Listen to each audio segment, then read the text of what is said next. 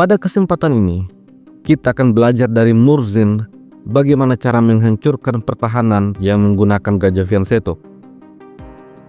Permainan dimulai oleh Daniel Olivares dengan kuda F3. Lalu kuda F6, G3 mempersiapkan gajah fianchetto, B6 juga mempersiapkan gajah fianchetto, gajah G2, gajah B7. Selanjutnya, Daniel Olivares mendorong C4. Di posisi ini, Voldar Murzin membuat sebuah jebakan. Dia memberikan pion beracun untuk putih. Apabila pion beracun diterima, maka gajah akan jatuh, hitam akan menang. Oleh karena itu, Olivares memilih untuk mendorong D3, memperkuat pion-pionnya sekaligus mempersiapkan gajahnya.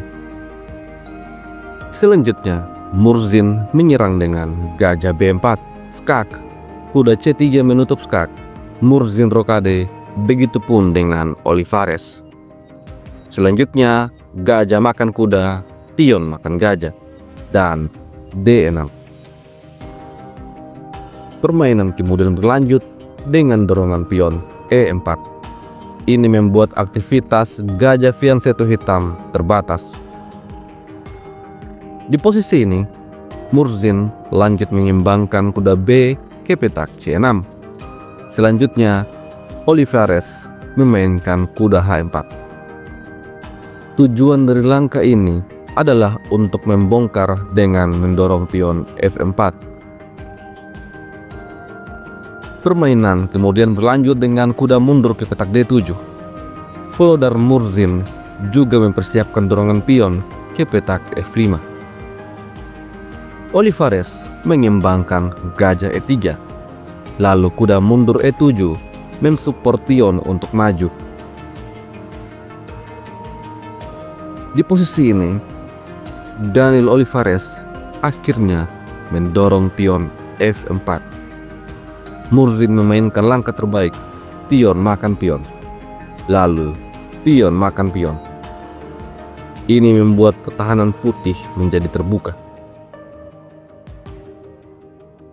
Dari posisi ini, Voldar Murzin mendorong pion F5. Apabila pertukaran pion terjadi, maka gajah fianchetto akan hilang. Olivares tidak makan pion. Di posisi ini, entah apa tujuannya, dia menempatkan rajanya di petak H1. Dengan demikian, raja ini berada pada diagonal yang sama dengan gajah fianchetto hitam.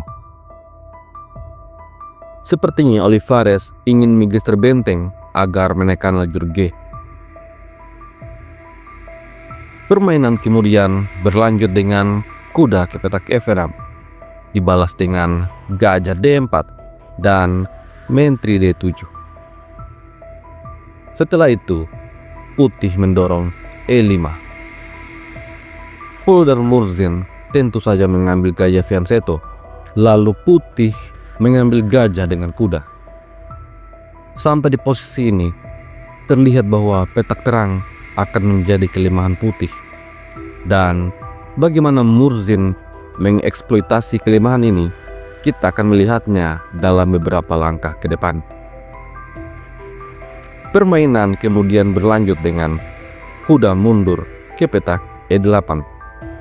Menteri menyerang benteng. Benteng geser D8. Lalu pion makan pion. Murzin mengambil pion dengan menggunakan menteri. Selanjutnya, benteng A ke petak D1. Lalu kuda G6. Benteng F menyerang kuda. Lalu kuda F6.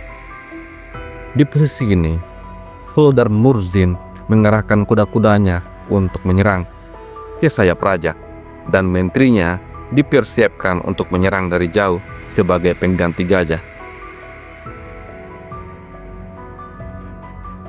Pada posisi ini, Daniel Olivares menyerang dengan gajah E5.